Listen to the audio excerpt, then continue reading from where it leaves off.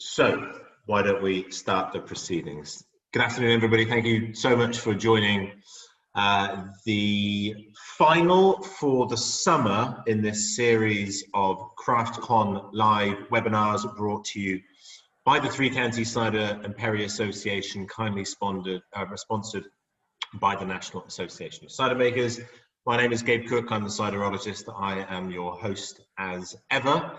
And it gives me a great pleasure to be introducing today Rebecca Oladipo, who is the Regulatory Affairs Manager for Code Advice and Training. Snappy title you have there, Rebecca. I think the ciderologist is a long word. So yeah, you've beaten me to it there. Simon Day, Chair of the Three Counties Cider and Perry Association. Do you have any words for the assembled group today as our chairperson? Right, yeah, we go. Well, thank you all for joining us. I'd hope we might see a few more. Yeah, this has been the last of the current series of CraftCon live webinars. Obviously, we're hoping that next year we'll be able to do it for real in the proper Pershore College and repeat what we achieved last in 2019. But this has been a good stopgap, and I think it's been very valuable to our members and beyond. We've had a lot of people tuning into the live feeds, but also catching up later, and that's where I think we see a lot of value. So huge appreciation to you, Gabe, for chairing these meetings and these webinars. It's been absolutely fantastic. Thank you, Rebecca, for joining us, and I'm looking forward to hearing all about the Portman Group and the Code of Practice. Yeah, hopefully we'll be back with more after harvest and into the new year. We would hope in one form or another. Thank you. Brilliant. Thank you, Simon. Yes, it's a measure of how quickly the year goes, isn't it? Our first webinar was back in the spring, and here we are, very much into harvest territory now. The nip in the air would suggest that.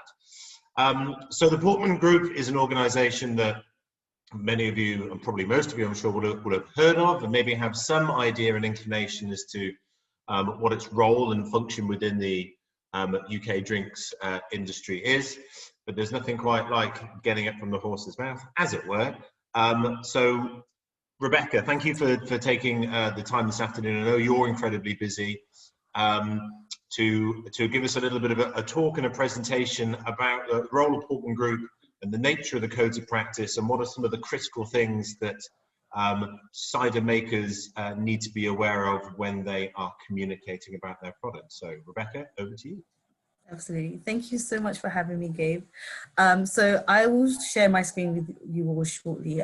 Before I start, I just want to say that this training session is very interactive. So if you could please make sure, you jump in. We don't need to wait till the end to ask any questions that you might have. What we'll be doing today is going through a number of cases that have been considered by the ICP, which is the Independent Complaints Panel that sits separate from the advisory service where I work. So once we go through the examples, we'll be able to link those back to the relevant code rules. So I'll just share my screen now. Can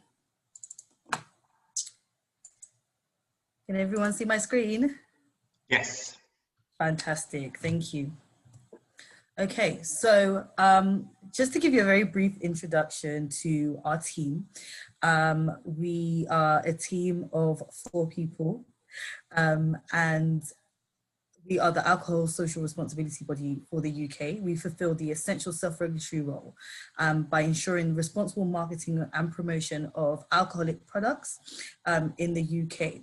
So just at the bottom, I'll start with the very first lady here. We have Laura. She is the head of regulatory affairs. She's currently on maternity leave, and she will be joining us again in October. We then have Catherine, who is our interim head of regulatory affairs, and she has been with us for a year now. We have Michael, who is our regulatory exec. He has recently just left, so he hasn't been removed. And then we have myself, and I'm the as Gabe kindly pointed out, I've got a very long job title, but essentially the Code and Advice Training Manager. So the Portman Group, I'm talking about what we offer now. We offer advice to the UK drinks industry to ensure that organisations act and stay within the code of practice. So we offer advice to anybody who comes to us that is a producer, whether they're a small company or a larger corporation. And we also offer free code training, which is what we're doing today. I've put our contact email here, so that's advice@portmangroup.org.uk. If you have any questions regarding products and promotional materials, then you can come to this email address and we will respond back to you. I haven't put a phone number because we are still working from home, but I will share my mobile number at the end of this session. In the event you need to speak to me, I think that's probably the best way to do it. Okay. So as you all will know, you're all experts within the alcohol industry. We have a co-regulatory system, so I'll run through that very quickly. And we, the Portman Group, regulate alongside the ASA, so that's the Advertising Standards Authority, as well as the FSA, the Food Standards Agency. So I'll start with the top right. We have the Food Information Regulations. And so that regulation covers things like your ABV, the legal name of the product, volume, allergy information, all mandatory things that need to be on a product label. And so the FSA are the appropriate body to speak to for anything regarding this. Right at the bottom, I have a bubble here that says advertising, and that is regulated by the ASA. So that would include adverts for TV, press and radio, social media and online, cinema, outdoor, direct mail, and advertorials. And then the top left hand, we have the Portman Group's remit. And so this is relating to the names of products, labels, packaging, promotions, sponsorship, and more. What we tend to have is we have producers who come to us and their queries encompass sort of everything that is within the regulatory sphere. And what we will do is we will answer queries relating to our remit and then signpost you to the appropriate body so you can get some assistance over there. So we're happy to receive any queries, even outside of our remit. What we will do is just guide you to the appropriate body. Okay, so I'm not sure how familiar you all are with the Code of Practice, but we recently launched our 6th edition, September of last year. And so I'll go through some of the key changes before we go into a deeper dive of these rules. So some key changes that came along with the 6th edition is a new rule on serious or widespread offence. And so that states that marketers need to be careful when referencing race, religion, gender, sexual orientation, disability, and age on packaging or promotional material. We then have a new overarching principle. So that's no matter what the code rule, there's this overarching principle now of protecting the vulnerable. There's new amended guidance on immoderate consumption, and we will get into that a little bit later on in the session. Illegal behavior. So there's been addition to an existing code rule 3.2b, and that prohibits any link between alcohol marketing and contemporary illegal behavior and the glamorizing of criminal activity. And then we have mood and behavior. And that basically states that a product should not claim to have mind-altering qualities or suggest that it will change mood or behavior. And this has been added again to a pre-existing code rule. Okay, so what we've done for the purposes of this training session, I've basically highlighted a few key cases. So we won't go through every single code rule, and that's because some of them are pretty self-explanatory. We've highlighted the ones that I'll say probably are the more problematic, or where there tends to be confusion, maybe even from consumers or producers. So what I'll do now is just run you through very quickly all the code rules so we can get familiar with them, and then we'll go into a more in-depth explanation of some of the code rules. So the very first rule we have here is alcoholic content. So that's code rule 3.1. And that says the alcoholic nature of a drink should be communicated on its packaging with absolute clarity.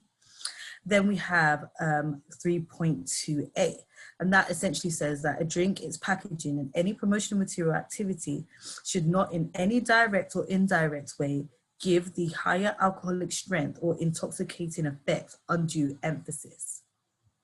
Then we have 3.2b. This is a rule we just touched on that has now had an addition to the rule, and that states that a drink, again, its packaging and any promotional material or activity should not suggest any association with bravado, with violent, aggressive, dangerous, antisocial, or illegal behavior.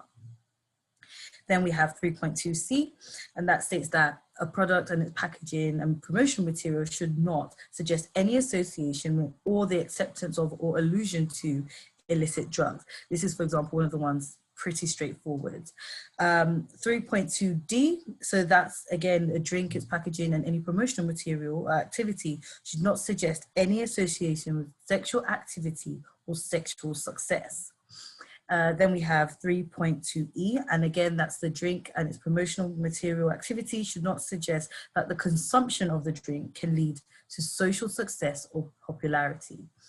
3.2f is the rule that has now got amended guidance on immoderate consumption, and that says that a drink, its packaging, and any promotional material activity should not encourage illegal, irresponsible, or immoderate consumption, such as drink driving, binge drinking, or drunkenness.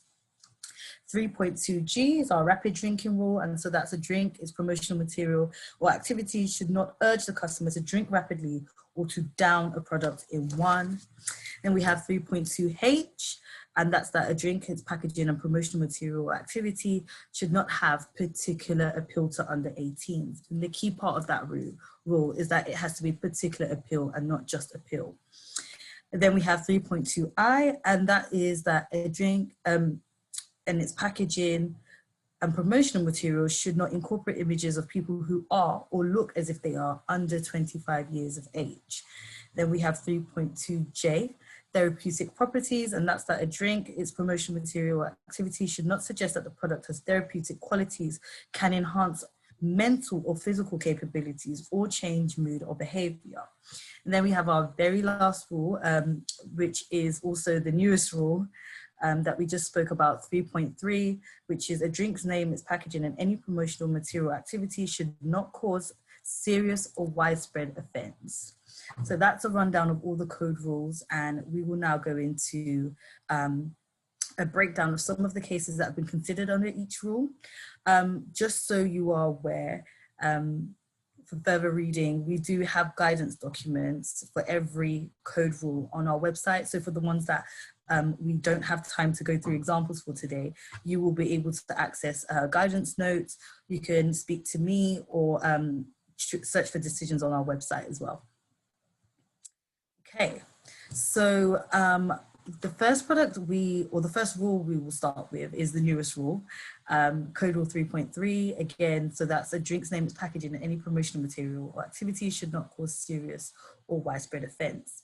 So this product is called Lucky Buddha, and it's the only product that's been considered under this new rule. So I'll just go through the complaint summary very briefly, and then we can open up a conversation. So the complaint summary here says, the shape of the bottle, the name, and the Buddha symbol are all prominently displayed on the bottle. This may cause widespread offense to Buddhism followers who consider the Buddha as a sacred symbol to the religion. Displaying this on an alcoholic beverage is perceived as disrespectful to the faith. So this is where, again, we want interaction. So what I would like is, just have a look at the bottle in relation to the rule we're discussing. Do you guys agree with the complaint summary? Do you think that this has potential to offend or cause widespread or serious offence. And I just want to say there isn't any right or wrong answer. The panel sometimes, you know, they're made up of a number, I think about 12 people. Sometimes they don't agree. So it's just good to hear your opinions, and we can then just discuss and follow through with the rationale at that point. It's David. I just, where was it for sale? And is it actually called Lucky Buddha? I mean, it's just so I can just see Lucky. So yeah. So it was for sale in the UK. This actually was this was a product that was picked up as part of our audit of the alcohol industry. So an audit is normally done before a new code comes in, and that's just so that producers are able to make changes before that new code comes in. And yes, the product was called Lucky Buddha, but you're absolutely right. It, for some reason, only had Lucky on the front, but it was marketed as a Lucky Buddha. And there's also an image of what's perceived to be a Buddha on the bottle as well. yeah, okay. And It's a challenging one. I understand. I suppose if the name wasn't Lucky Buddha, but there was the allusion to this deity, would the same complaint be upheld if there was a cross placed on a bottle as a prominent icon from you know, all Judeo-Christian kind of religions? Would that be, if one person was sufficiently offended by that, would be that sufficient to cause it to be complained? There must be a line somewhere. That's a really good question, Gabe. And as some of you may know, it only takes one complaint to trigger the complaints process. But very good question. I definitely believe that, you know, the panel will look to evidence, and that's essentially what the guidance has stated. They will look to evidence to understand and confirm that there is widespread offence or serious offence, even if it's sort of a minority group. So I can't say, again, we've only had the one product, but we have had complaints on products that do have like religious iconography. And I know the ASA has also had complaints as well. One that I can think of, I think was an advert for Marston's beer that went to the ASA and it wasn't upheld. But really interesting points. In this instance, this product was not upheld under this rule. So the producer was able to submit evidence, and what they essentially said was that this image of what was perceived to be Buddha was not actually Buddha, the god Buddha, but it was of a monk by the name of Putai. And so that monk himself doesn't have the sacredness in the Buddhist religion that Buddha himself would have. And so it wasn't upheld. And the panel would have looked to, at that point, evidence to back that up. And I think that's just an important note for producers, where you are planning to use iconography or something that is seen as sacred and religious. Research has to be done beforehand. If you are going to go forward with using images that might have a religious sacredness, it's really important to do that, because evidence will be looked at to see that groups do not or do find this to offend them. But in this case, it wasn't upheld, and this is the only product we have. So it will be interesting to see in the future how that works going forward. Okay, and no complaints about Bishop's Finger on that? I'm sorry? No complaints about the Bishop's Finger brand of some beers that we have? I know that's got religious. Are you asking, Dave, if we've had? Yeah. I mean, is because I know Bishop's Finger's like a well-known name of a beer. So is it kind of? I mean, that's kind of it's okay, I guess. You know, it's not like nobody must make any religious statements at all. It's kind of that's okay as well. So yeah, so to answer, I can't say that you can't make religious statements or have references to religion. And obviously each religion views alcohol differently. But it's a case of making sure that it won't cause serious or widespread offense. And I can't actually confirm if a complaint has come through. I'm sorry. no, that's okay. It's all right. Yeah, but absolutely, you're right. You know, some references are absolutely fine and they will be seen as fine. And I think it's just about understanding the sensitivities of, you know, the groups that you wish to reference. Bishop's Finger doesn't seem to be offensive. But if this was something that was linked to maybe Islam, then I think we'd have, you know, real issues at that point. So yeah, it's just about understanding the group, I would say, definitely.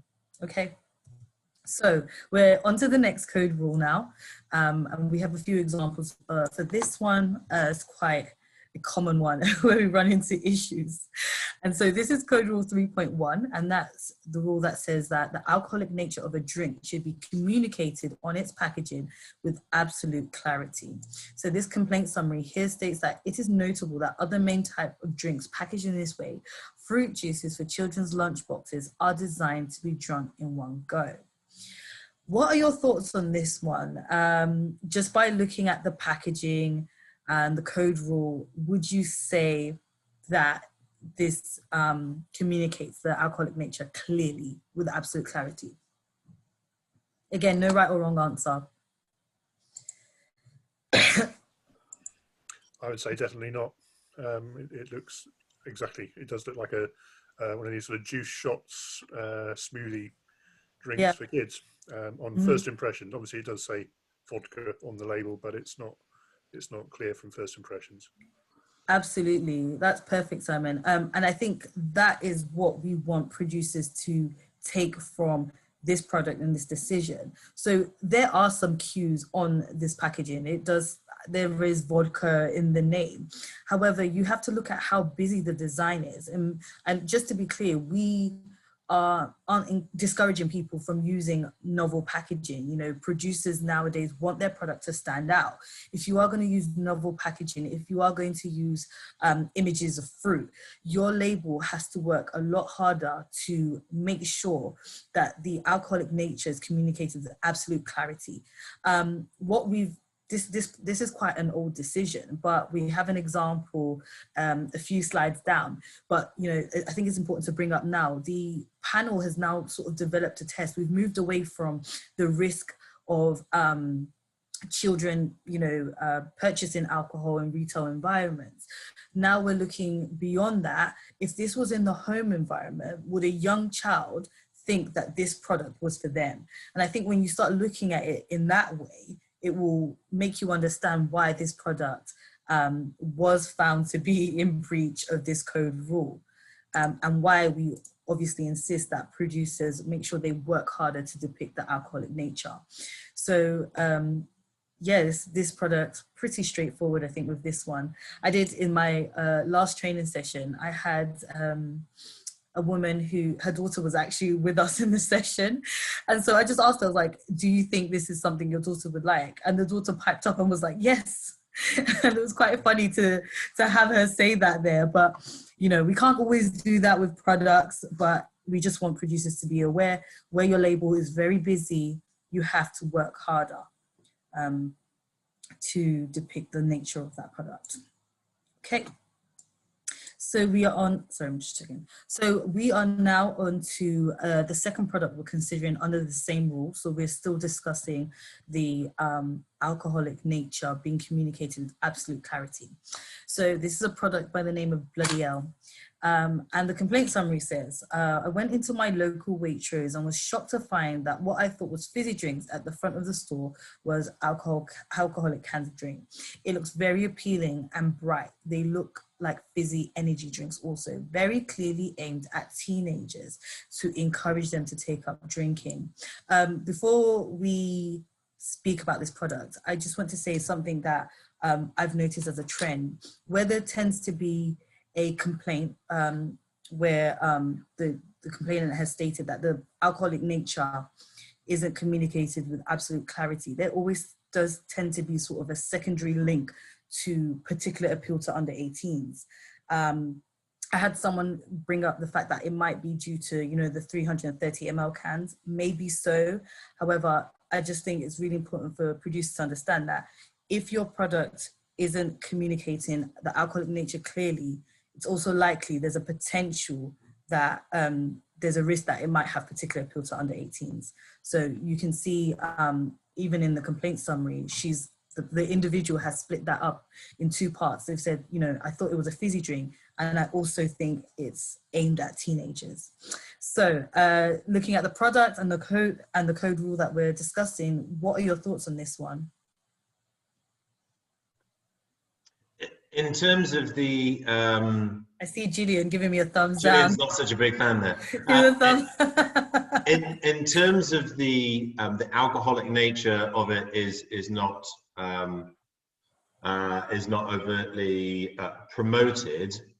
Is that because it hasn't got the word beer on there? And of course it's at this angle. I'm sure if you turn the can around, it will be entirely compliant in terms of having the alcohol in the correct format in the field of view of the name of the product. So as you say, it's the combination of the fact that it hasn't got emblazoned the term beer on it. It's got IPA, which for those in the know is a style of beer, but the fact that it hasn't got the alcoholic content on the front field of view. It's like it's a collective nature of things that just potentially counts against it. I think that the 330 ml can thing is a bit of a done deal now. It's a fairly common pack format for all sorts of alcoholic beverages. I would agree. Yeah. Really good points. And absolutely, just want to make it clear. So 330 ml cans, I think it's quite clear that consumers now understand beers are in that can. I think it's somebody was asking that more because they felt maybe the consumers were still confused. I don't agree. I think this is where the producers have to work a bit harder, especially where they are using maybe busy labels, busy designs. You just have to make sure that the nature of it is clear. But Gabe, you made some really, really good points. So here, this decision wasn't actually upheld. The panel felt that IPA was enough of an acceptable descriptor for a consumer to understand that it's an alcoholic product, or if you didn't understand, for example, you'd probably question what an IPA is. And Gabe's made some really good points. So even in the food information regulations, and that again sits under FSA, if with regards to things like the ABV, you know, there's something called the single field of vision. It doesn't have to be on the front of the can. It can be on the back of the can. Absolutely. If a consumer was to pick up the can, turn it around, I'm pretty sure, especially as this wasn't upheld, they would find the ABV and other such information on there. Beer doesn't always have to be written on the front of your can as well, just to, or cider or whatever alcohol type it may be. But IPA, I think, just as well as the 330 ml cans, is well enough known now on the market that you would know that this is an alcoholic product. So in this instance, it was acceptable. The panel has stated that it will, however, be assessed on a case-by-case basis. And I guess that's due to things like the designs. If IPA blends too far into your design or the color palette, we probably have more issues at that point. So this wasn't upheld under 3.1 or 3.2H, which is the particular appeal to under 18s. Okay, so we're still on this rule. We have a lot of complaints under this rule. And this is a product by the name of Thrill Seeker. So I'll just go through the complaint summary. I found the printing design stylized brightly colored spacemen floating in space against a black background to be targeted towards under 18s. In addition, the product name Thrill Seeker Pale in bright orange also attracted underage consumers. The product name does not in any way indicate this is an alcoholic product, and they're specifically referencing Pale Ale. At the local primary school fee, I witnessed children asking for this product based purely on the can design and printing. What are your thoughts on this one? Do you think it's communicating the alcoholic nature of the product? Excuse me, with absolute clarity.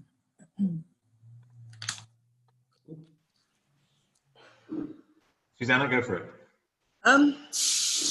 I think it does convey the alcohol. You can see it there, 4.8%. The design, yes, it is bright, but we all know that, well, no, don't say we all know. That's the way a lot of design is going. And as with the last one, Beavertown, that's the design director's style. So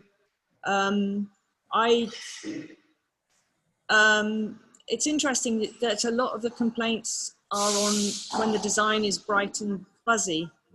I find this one pretty clear, but is the fact that the design is bright and buzzy, does that militate against it, or? Very good point, Susanna. Before I answer, I would like to hear, does anyone disagree with Susanna on this? Do you all feel that it communicates the alcoholic product, the nature of the product with absolute clarity? Is it supposed to say 4.8% ABV on there, or maybe we've had that conversation before about needing to say ABV, but that's Dave, right? Hi, Dave. Yeah, and also maybe maybe pale. It doesn't say ale on there, so again, that's yeah. It's a bit. I'm a bit skeptical about that, to be honest. I was on the fence with the IPA one, but yeah. I don't know. I mean, this one you definitely. I mean, if we've got no concerns with the first one, I can't see that you can have any concerns with this one, because is New World Pale any different to IPA? It's still a beer style. I don't think that you can say that one is any more or less clear than the other. It has got 4.8% on there, so it is indicating something. It unfortunately isn't in line with the correct labeling requirements by not having out 4.8%. It's just got 4.8%, right? If I move my. I have a question for you, Gabe. Then and thank you so much for joining in. This is exactly what we need. We need to have these type of discussions and understand why the panel has come to these decisions. Gabe, have you seen New World Pale, would you say, frequently on cans? No. I see Gillian shaking her head down there. No, it's a fair shout. I have not. Yeah. So I think I'll start from Gabe. So I think, you make a good point that is IPA stronger than New World Pale? And I think just based on the question I've asked, and I think a few people have sort of agreed here that New World Pale is not something you see often. I think that already gives the previous product a bit more strength in the sense of why it wasn't found to be in breach. Let me not tease you. So it was upheld as being in breach for not communicating the alcoholic nature of absolute clarity. Just to touch on the 4.8%, again, legislation, this is more of the FSA's remit, but I am aware that you do not need to have the lettering of ABV behind that. It's perfectly legal to have the 4.8%. Again, if it was something that perhaps came to the advisory service beforehand, I may have recommended that you add ABV again, because the part of the rule is that it's not that it's communicated, but communicated with absolute clarity.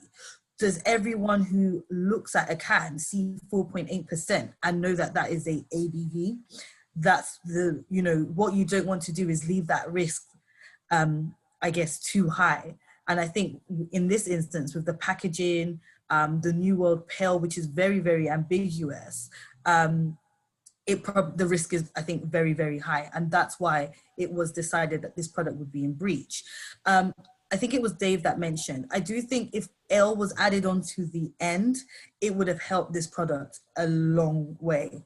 But New World Pale, I think, is very ambiguous, and that's one of the big parts that the panel focused on. You know, again, it says here on key considerations that producers should consider the point of view of the average consumer and not the target market. That's really, really important. So just, you know, through that discussion, you, Susanna, do you understand why it was found to be in breach? Because I think it's the absolute clarity. So it wasn't the design. It wasn't the fact that the design was bright or appealing. No. It was the fact that the text should have been better.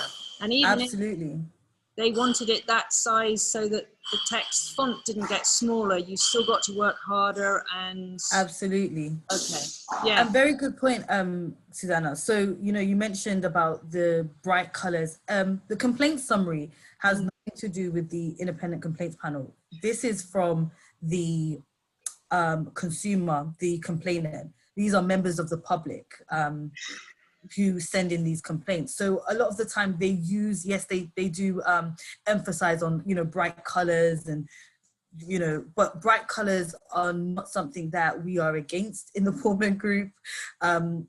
People and producers have the right to use colors to make their products stand out. That's absolutely fine. But I do think, yes, sometimes consumers do use that as a reason of, oh, this is why it might potentially have, for example, particular appeal to under 18s, but it's not as black and white as that. In this instance, again, and it goes back to the same point we made about the shop pack. If you have a busy label, you just have to work harder. It has to be very, very clear. For example, with this type of label, having beer emblazoned on the front would have been absolute clarity, but New World Pale, not so much. So that's why this was upheld as a breach. Just out of interest as well, it was upheld on the 3.2b for the name Thrill Seeker. That was problematic. And 3.2b is the rule that states that a product and its packaging shouldn't encourage bravado, violent, aggressive behavior. So Thrill Seeker was upheld as being in breach as well. But it was not upheld under 3.2h, which is our particular appeal to under 18s. So the complainant here raised the fact that the spacemen seem to, you know, be targeted towards under 18s, and the panel disagreed with that, which I think is right.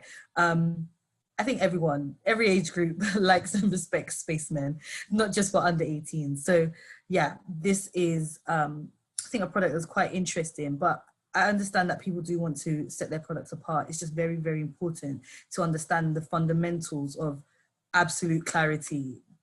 Where there's a question, you probably need to work harder. Okay. All right. So we are now done with 3.1.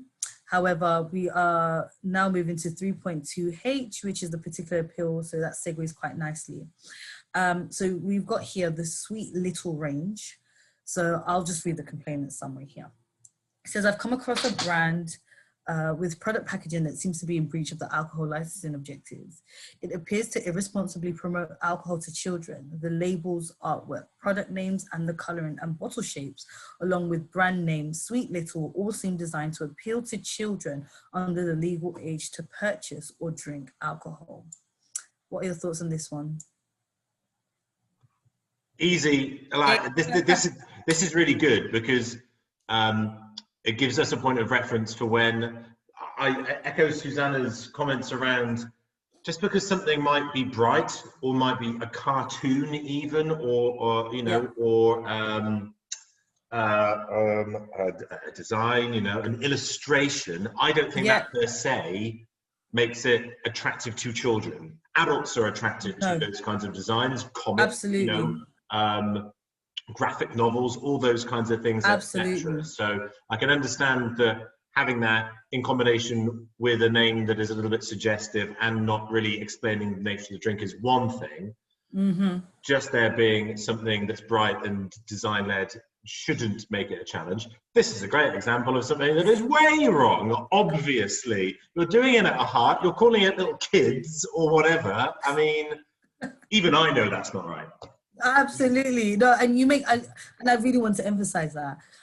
Illustrations are fine. They just need to be mature in style and nature. Just as you said, Gabe, we normally even suggest, yes, graphic illustrations. They're absolutely fine to use. Bright colors are fine to use. There are things that appeal to adults that would appeal to younger adults, and that's why obviously the rule is particular appeal. But I think in this case, just as you said, it's a perfect example of what not to do. It just all round a breach. This one was a breach. Every product under the range was a breach. And again, just to emphasize, you know, if you're using innovative packaging, novelty packaging, that's absolutely fine, but you must work harder to communicate the alcoholic nature. I've had a lot of people who have said that this looks like a bubble bath, something that their niece or their daughter would like. It's just really important to understand where the line should be drawn. So yeah, and this producer, they did come back to work with the advisory service to amend their packaging. So that's good news. Okay, so we are still with 3.2H, which is particular appeal to under 18s. And this product goes by the name of Juice Box. So I'll read the complaint summary. And it says, although there are positive cues on the can, the imagery and name of the product do not provide absolute clarity that this is an alcoholic product. This product has a particular appeal to under 18s. First of all, the front of the packaging shows heaps of oranges, which makes an association with orange juice. This association is further strengthened by the brand name Juice Box, which can easily be interpreted by children as a juice drink or an orange carbonated soft drink.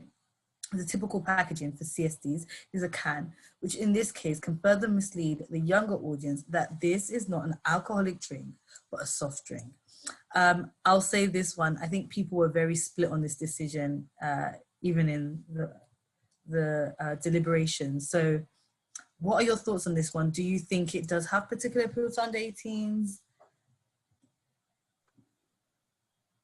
Again, there's no right or wrong. Unless anybody else wants to chip in, I'm very happy to be sound off again. Although again, you know, some stylization in terms of having the beatbox and stuff.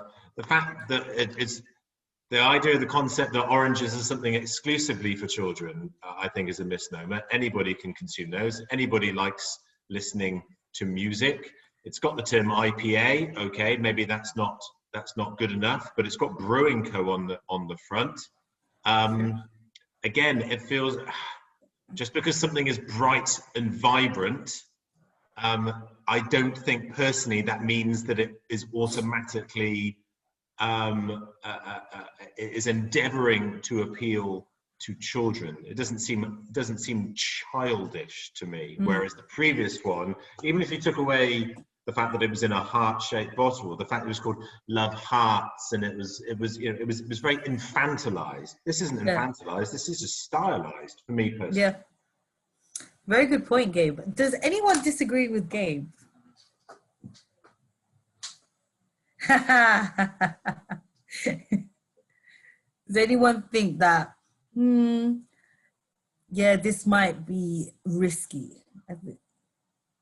That's the best way to put it. I think you do have to look at it very clearly to actually get the fact that it's a beer. The wheat in the middle is your big clue, but the inspired by adventure strap line at the top, I don't really like that. It's just too busy for me. You really have to look deeply to actually get that it's a beer. So I think it's very borderline. Absolutely. Really good point, Gillian. And if you remembered earlier on, what I said was where there was a question to the alcoholic nature, there is usually a link to particular appeal to under 18s and vice versa. And so Gillian's mentioned the fact that you have to really, really look at it to understand that, yeah, it's a beer. And this is the product that I spoke about where the test was developed, that the ICP is now looking beyond the risk of children buying or consuming alcohol in retail environments and now considering this in the home. for anyone here, you know, do you want to consider, if this was in the fridge, do you think a 7-year-old, 9-year-old, 10-year-old would see this and potentially think that this was a product for them? Does anyone want to chip in? Yeah, well, that's exactly what I would say. I've just been off video because my 8-year-old daughter came home from school and it was all chaos for a few minutes. Oh, bless. And she came over and looked at my screen and saw the previous slide and asked me about those and how cool they looked and could she have some. Oh, Simon, you should have had her on. Yeah. But this, I think, if this was in a cupboard or in the fridge and one of my daughters opened it, it would probably be opened and on the table in no time at all, because it doesn't look like any of the beers that I buy anyway. Yeah. Mark, I saw you nodding there. Do you agree? Yes, I also have an 8-year-old daughter who I'm sure would have a good go at trying to consume. Until she tastes it and realizes it's a beer, which we wouldn't want to happen. I don't know. She might say. Yeah, I think, you know, it doesn't. Again, it's not clear apart from the IPA reference, really, and you know, it's quite subtle. Some of the rest of the sort of wheat design is. It needs to probably communicate with alcohol and maybe back to the ABV reference that we spoke about earlier. But the whole illusion is it's all to do with the taste, and the taste is what it says on the can. So it's relevance. It's not just being there. And is it that we have to all take responsibility where drinks are available, and that's as a fresh licensee, we've got to kind of take responsibility there. But otherwise, it's quite an onerous responsibility, isn't it? Yeah. And I think you make really good points, Susanna. And I think, you know, Simon and Mark are they're the perfect people for me to have on this type of training session. Because just as Gabe mentioned, oranges, you know, we can't be ridiculous here. Oranges, apples, fruit, whichever sort of fruits you want. They are for everybody, for every age group, for every age range. But I think when you're looking at an alcoholic product, you have to just be very careful of placement. You know, having oranges, just as you mentioned, Susanna, is part of the flavor of this product. And that's absolutely fine to have oranges on your packaging. I think the main thing that the panel considered when they were looking at this product is the vast amount of oranges that are on here. If, for example, as a group, we were all to walk into Asda or Sainsbury's and we went into, for example, let's say the aisle where children's food items are, you probably would find something, not necessarily a can, it could be a box, a juice box, that had the same exact design as this. And I think that's what you have to realize, where the risk is. Where the style is too similar or so similar to something that is non-alcoholic, then you've got a very big risk of having particular appeal to under 18s. So, you know, we're never going to advise people to not use fruit. We want people to use fruit. Of course, you, again, create cider. So apples are a very big part of what you do. You want to be able to have that there because that's exactly what the product is based about. But it's just how it's done.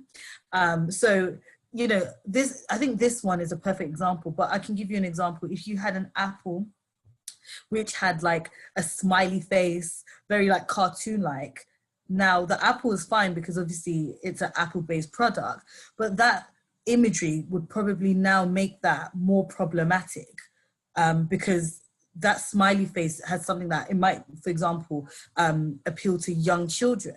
So it's just about how you decide to incorporate your fruits or whatever it may be, actually, whatever elements it may be, whether it's an illustration, fruit imagery, it's just about how you decide to do that. And that's why the advisory service is there. And that's why we always strongly promote that producers come to us before they go into production. Because something that seems perfectly fine can be found to be problematic if a complaint is put forward. And in this instance, this product was upheld as being in breach. So the producer did come back to work with the advisory service.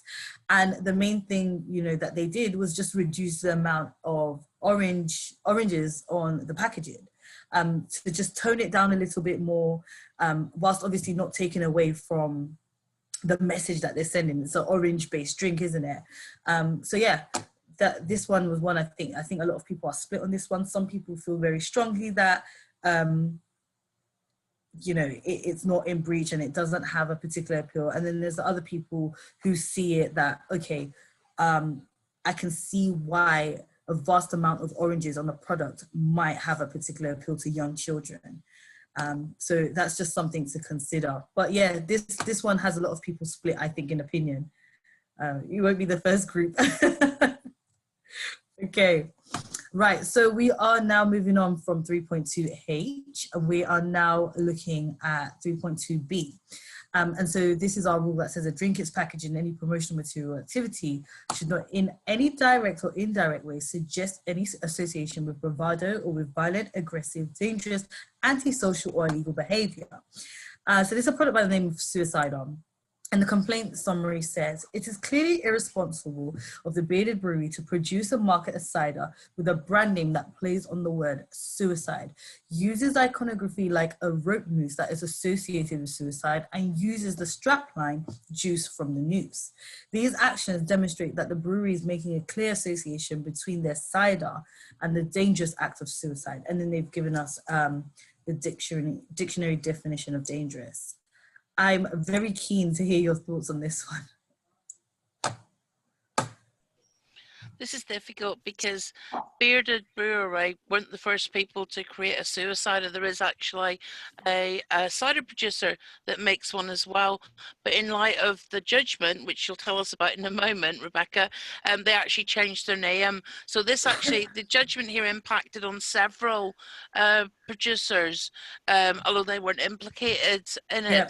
But this was done purely to sensationalize. So yeah, it's unacceptable. Yeah. So it's just I see Susanna shaking her. Go on, Susanna. No, I mean it's really bad. It's really bad. Yeah. Anywhere, and whoever put that together, I don't know what planet they're on. They're not near anyone, and I'm very happy to hear that changes were made, and it really makes you think that we need more education. Generally. Absolutely. So I know as part of the submission, the producer did mention the fact that there are a number of products that use suicide as a name. And if I can ask, is that what does that mean within the cider industry? Is it something that shows that it's a strong nothing? Okay, I see people. I thought there might be a secondary meaning to that. I don't think it means anything. It's the fact that it's a pun. That's it. And a pretty low grade one like that. Absolutely terrible. It was a producer on the South Coast, around Portsmouth, I think, that produced it for years. But on the back of this complaint, they changed their name. And in fact, organisations said that they weren't going to stock anything if it had an offensive name. Absolutely. So this really changed the market. Yeah, because that was a big part of his submission. And you know, just because a product is already on the market with that name doesn't make it permissible. It's I guess bad luck to him that he was the one who had the first complaint raised. I think the worst part of this product design was the iconography, the images. You can't double back from any other meaning except for suicide in its purest form.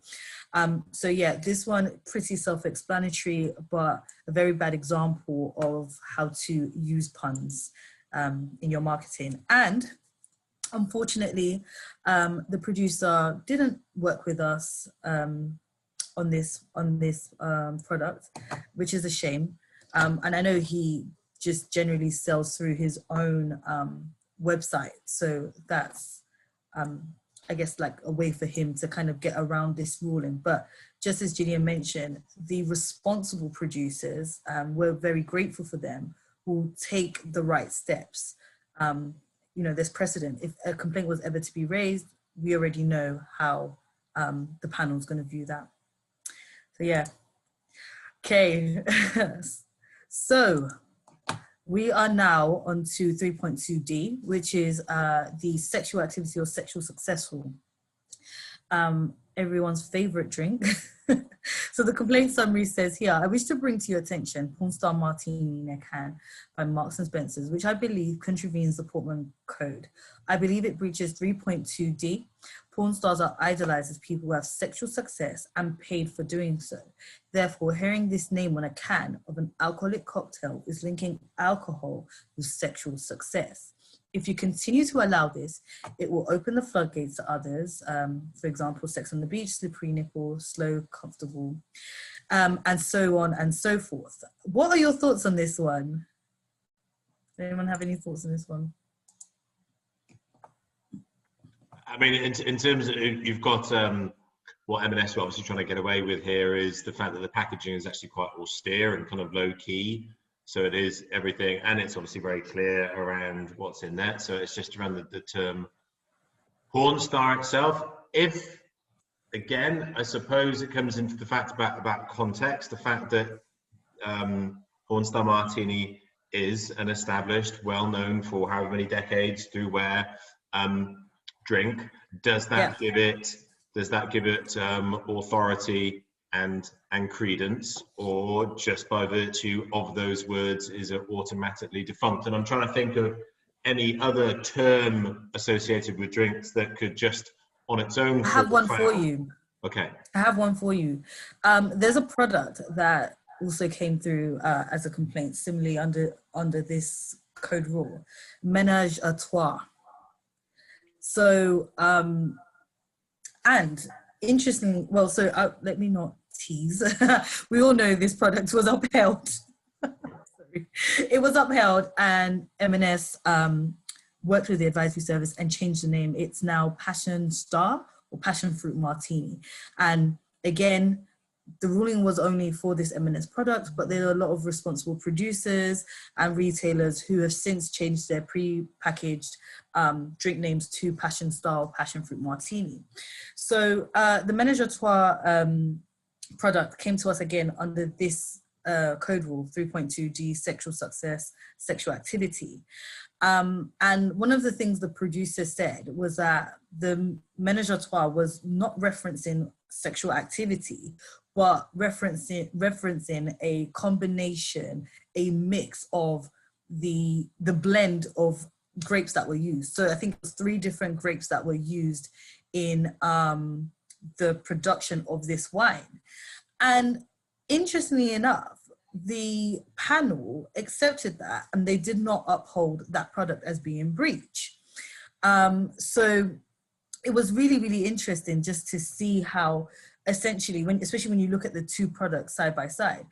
And I think, you know, if you are ever planning on creating a product, whenever you want to, you know, go down this path, I think it's just important for producers to understand, is there a secondary well-known definition? And porn star, there is really no other definition except for a paid sex worker.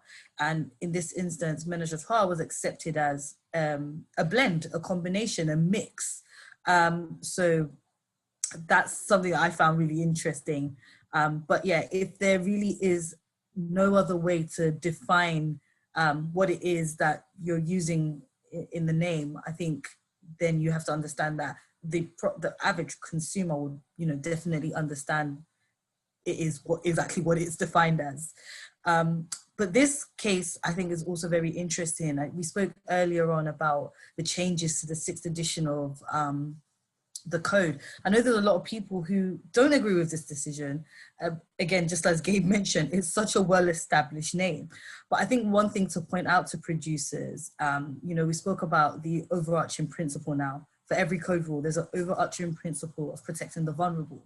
And the best way I sort of kind of describe this and put this forward to people who don't understand this rule is that in the on-trade, you have to be over 18 to purchase, for example, a porn star martini or a sex on the beach, to even get into a bar or a club where you'd purchase this alcohol.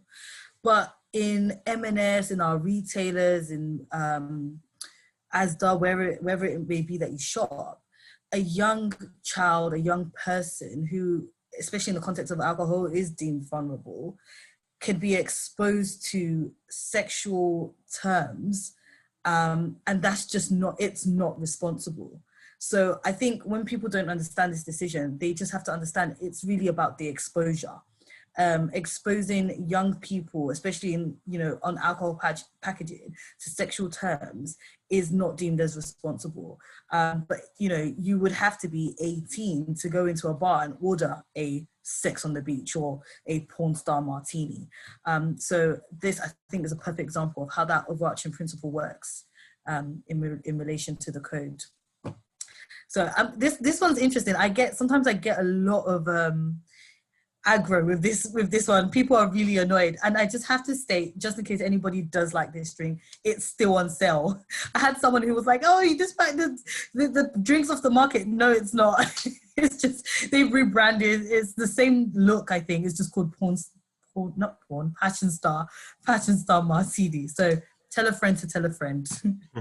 Rebecca, just to interject, we're really delved in this.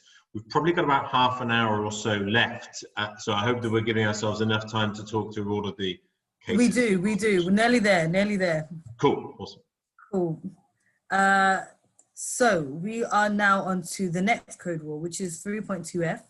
And this is a drink is packaged in any promotional material or activity should not in any direct or indirect way encourage illegal, irresponsible, and moderate consumption, such as drink driving, binge drinking, or drunkenness. And so this Birra Moretti product, so I'll just read the complaint summary very quickly. And it says that I would like to ask the panel to consider whether this 750 ml bottle of Birra Moretti produced by Heineken is in breach of this code rule. The advisory service guidance recommends that containers which are typically single serve and whose contents are typically consumed by one person in one sitting should not contain more than 4 units. This particular product contains 6 units of alcohol. And so we spoke a bit earlier on, again, before we went into the session, about the amended guidance. So this product was not upheld by the ICP. And that's because, again, based on this amended guidance, the premium branding of the product is something that consumers would help to understand. It's something that would help consumers to understand that it's a product that's intended to be shared.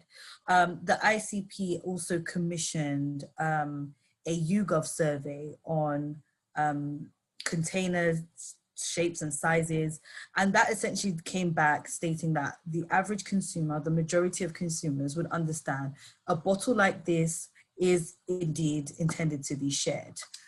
So that was good to have that as evidence. We've got a very similar complaint here again, same rule, Lefebvre. And again, this complainant follows the same exact format. Essentially, this product was 4.9 units, and our guidance states, single serve containers should be 4 units. So again, key considerations, what the panel will look at is mitigating factors. So that's things like the premium branding, just as we saw, the shape of the bottle, pricing, responsible messaging. Having responsible messaging on the back of your product is a good way for, or a shared message, should I say, is a good way for consumers to understand the product is to be shared. And obviously the fact that it's resealable is another way to do that. So, if you have more than 4 units in a product that you're producing, it's not automatically a breach of the immoderate consumption rule. There are a number of factors that we will consider, which we've just run through. Okay, so this one was not upheld. All right, and so we're on to our next code rule, which is 3.2a, and this is the Asda Premium Strong Cider. And that says that a drink, its packaging, and any promotional material or activity should not give the higher alcoholic strength or the intoxicating effect undue emphasis. This complaint summary states that as the cider found in the supermarket has strong written in bold capital letters across the label, this is the predominant word on the packaging and seems to me to flaunt the code. This product, was upheld under this rule. And again, it's very self-explanatory, but a good example to have.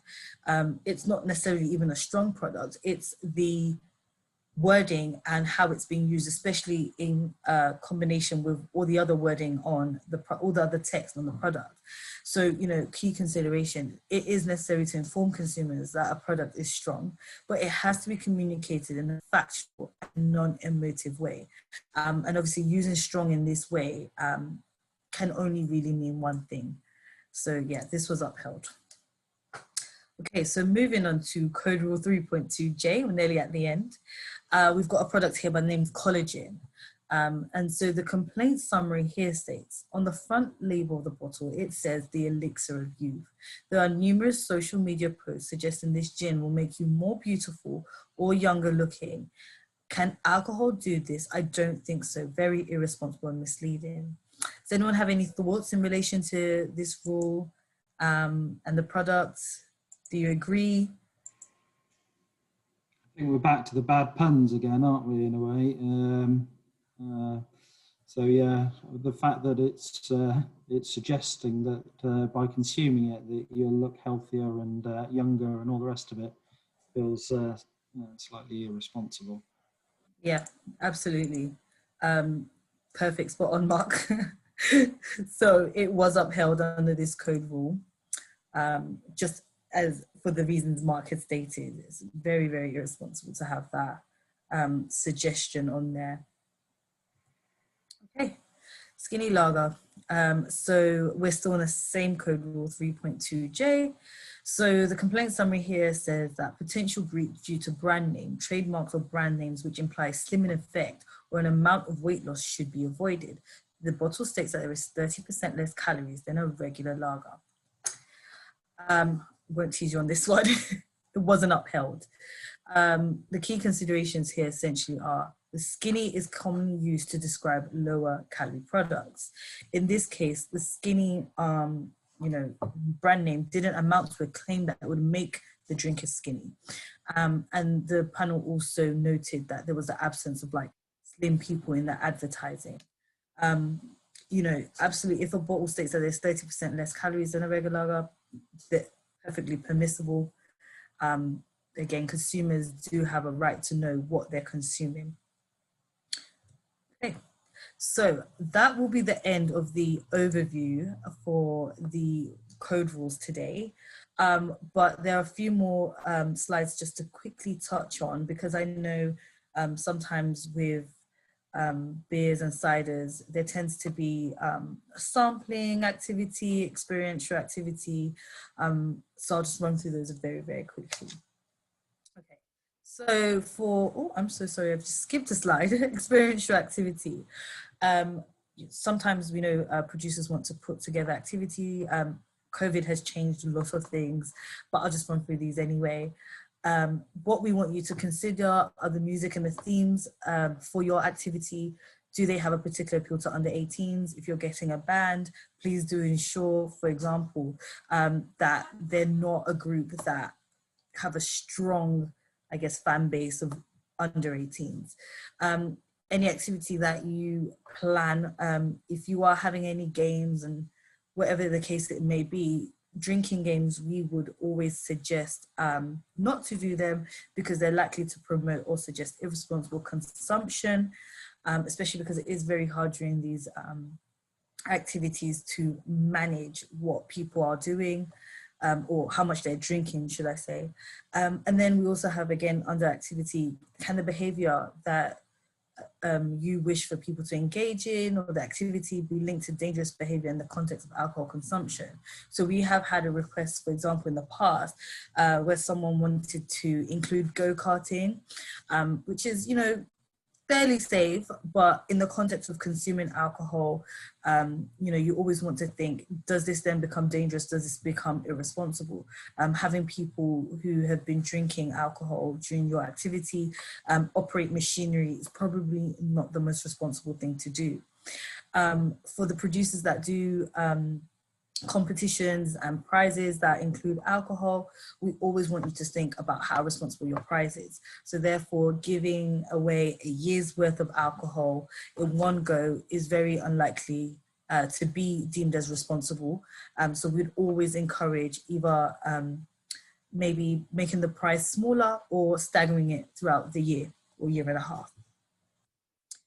Okay, and then sampling guidance. So again, COVID has changed so much. I'll skip over this slide.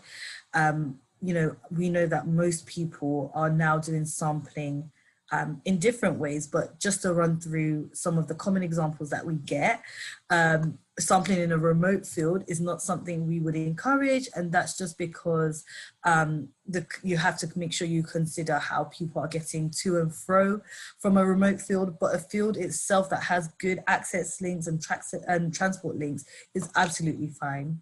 Near colleges, we would say no, and that's again for the obvious reason of attracting under 18s or mistakenly giving some alcohol to someone who's under 18. Pubs is the perfect place for that. Sporting events, absolutely perfect. Train station, fine. However, we always want people to consider the times that they're doing this. Rush hour is probably not the best time. And also always check, for example, consuming alcohol on TfL is illegal. So, you know, closed products are probably best in terms of sampling. Shopping centres, again, fine. It's about the time, so you would probably not want to do your sampling activity during the after-school rush. Simple. It's quite funny. People always question why I have this, because we did get a request like this before. And I had someone say to me, well, on holiday, you have a swim-up bar. On holiday, you are absolutely fine to swim up and get your alcohol. But as producers, please do not do this. It's very dangerous. But yeah, we had this request, so I always throw it in there. Very, very irresponsible. We can just imagine what would happen. Worst case scenario. And buy a postal service. So this is probably the most relevant way considering the world we're living in now. Absolutely fine. What we always suggest is that producers make sure they have verified ID before the product or the samples go out to the consumer. And where possible, I know sometimes the delivery partners are not directly hired, but please ensure that if they do see someone who is under the age of 18, they do not deliver or hand over the parcel to that person. Okay, and this is our very last slide. So we also have a separate sponsorship code. I'm not sure if any of you do engage in sponsorship. It is a separate training session in its own right. However, we do know that producers like to sponsor events, and that's absolutely fine. What we always just want people to be aware of is that, for example, the majority, like the 75% of the crowd, are over the age of 18. That's the key thing. But if you do have any queries on sponsorship, please do not hesitate to send them to me. That's advice@portmangroup.org.uk, and we will review whatever it is that you would like to do and let you know whether we think it might be problematic under the sponsorship code. So that's the very last slide from me today. I hope that that's been a good run through of some examples for the code rules. Are there any questions for me? I know we've been doing a lot of interacting in real time, which is good, but please don't hesitate if you have any questions. I've actually, it's a question that Susanna left in the chat. Unfortunately, she had to duck away because she's bottling. Cool. You know, a day's work is never done for a cider maker. And she was interested about, obviously, it's one of the points on your code around sexist labeling. And in terms of whether, I suppose she's just asking it, whether the Portman Group takes a view. I know that it does. It's just whether there are any sort of examples, or again, where the line is drawn. Is the use of a woman, let's say, per se on labeling, is that grounds for complaint? Is it the amount of clothing? Is it the suggestiveness of a look? How and where is this difficult route navigated? Very good question. So again, I would say with sexist labeling, it definitely is likely to be problematic, especially under the new rule, which is our widespread offence, serious or widespread offence. Again, it's a new rule, so we haven't had much considered under that, except for Lucky Buddha, which was the very first case that we discussed. But we do have a guidance document, and I'm happy to send that to her so she can have a good read and get some understanding on that. But we have seen, for example, producers that have come to us with, I guess, labeling that would be deemed as sexist, and we would advise them as such of the issues that, you know, can come out of that. You know, with the advisory service, we can only give advice. You're not bound by our advice. But luckily, what we've seen is that most people tend to listen to us. And that's because, for example, the ASA has had a long-standing rule around this. And I know that a lot of products have actually been in breach following that. So again, the work we do is very similar, you know, to the ASA. It's just different areas of remit. So obviously following that, again, sexist imagery, wording on a labeling is very likely to be problematic and found to be in breach. And if any of the people on the call today, or indeed any of the Three Counties Cider and Perry Association members, come across a piece of marketing in whichever context it may be, and they think that it is in breach of some aspect of the code, what should they do? What are the steps? Cool, very good question. So you can raise a complaint. I can't raise a complaint. Anyone can raise a complaint. However, just so you know, as people who are involved in the industry, you will be named on that complaint, but you can raise the complaint. It needs to be in writing to the Portman Group, complaints@portmangroup.org.uk. But yeah, that's the main thing for you to understand, that as people who are within the industry, people that have a stake in the industry, especially because part of the due diligence, we have to make sure that some competitors, they do want to raise complaints, so you will be named. So that's just something to bear in mind. But of course, if there is something that is irresponsible or dangerous or like potentially has harm, the complaint should be raised. Super, Rebecca, thank you. Are there any final questions? Mark, have you? Yeah, not so much of a question, actually, just to plug the advice line. Having used it a number of times in the past, I would highly recommend it. It's really helpful. Mark. And it is confidential, so absolutely, for anybody that hasn't used it, I would certainly recommend it. Absolutely. And Dave, that's why I couldn't confirm any complaints that had come through. All the work that we do is confidential, whether that's on the complaints. Obviously, if a complaint does go through, it then isn't confidential, but anything that comes to us initially, especially that isn't progressed, is confidential. The advisory service is confidential, and that's why I can't raise any complaints. That's fine. That's fine. I'm sure the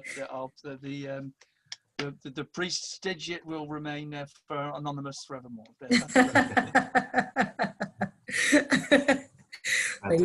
But any complaints that you do want to read about are available on our website. We have guidance documents, but please don't hesitate to either come directly to me or to advice@portmangroup.org. I've got a question, actually, Rebecca. Yeah? Sorry. In the States, the thing is now cannabis beer. How's that going to be with the Portman Group? Because that's now a really big trend in the States. A really interesting question. We have a panel meeting actually tomorrow. We have a product that is going forward to the panel meeting. So I should just say that the UK probably has the most stringent regulatory landscape for alcohol, probably in the world, other than, I guess, like Islamic countries. So again, you know, we have the rule on having an illusion or acceptance to drugs. So yeah, it will be interesting. This is the very first product. So look out for that decision, Gillian. I think you will be interested. I'm actually very interested to see how this goes as well. Yeah, I think it's a really big threat, to be honest, to the beer industry. From what I can see, once the cannabis gets legalized, beer sales drop because people are getting satisfaction in another way. But to bring the two together seems naughty, to be honest. So yes, I will be looking to see what the decision is. Well, I suppose the thing is, at the moment in the UK, obviously, cannabis and the psychoactive part of it, THC, is not legal. However, CBD as a part from the wider cannabis family which doesn't have any psychoactive effect, is legal and is increasingly being utilized by all sorts of foods and drinks. And actually today, I read about a new cider that will be launched in the UK as a CBD cider. Again, I suppose it's a case of how one presents it. If you call it a CBD cider and it's a nice, clean branding, if you've got very large leaves all over it and somebody smoking what looks like a very large cigarette, then dare I say, the complaint might get upheld.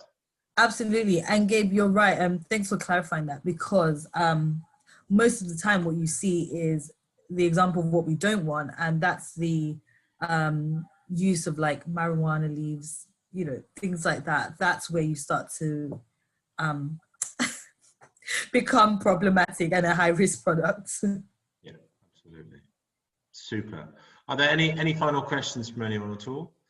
I think that's been an incredibly comprehensive nigh on an hour and a half. Rebecca, thank you so much for giving up of your time. I know that it's very busy in the Portman Group, and there's a lot of work for you to cover. And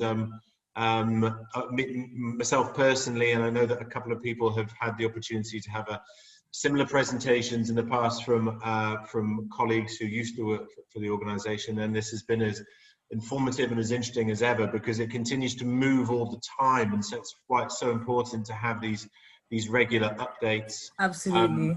So we thank you very much for. Thank you so much, Gabe. Thank you everyone for interacting and getting involved. Thanks. Oh, you guys are the best. No, fantastic bunch. Thank you so much. It's been really enjoyable for me today. And I hope that I will be invited again next year or whenever you may need an update. Absolutely. You have my email address. as Simon alluded to, we very much hope that in the spring of 2021, the ability to have the sort of full technical conference, CraftCon, will be able to take place in person, very much fingers crossed.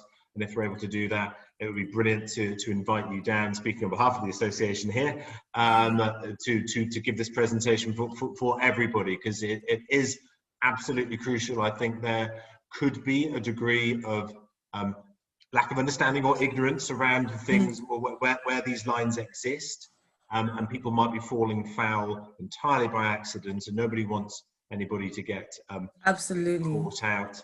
Absolutely. So yeah, it's always important for people to be armed with as much information as possible. So I see you put your email address in the chat there. Thank you very much. And yes. So yeah, if there's any questions, anybody, you know who to speak to.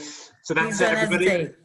The final CraftCon Live webinar for this summer. We hope you've enjoyed very much, and I'm sure that there'll be another opportunity for us all to gather and have a good chinwag sometime soon. But for now, thank you very much, everybody, for joining, and we'll see you again soon. Cheers. Thank you very much. Thanks, Gabe. Bye, everyone. Thank you. Bye-bye. Bye-bye.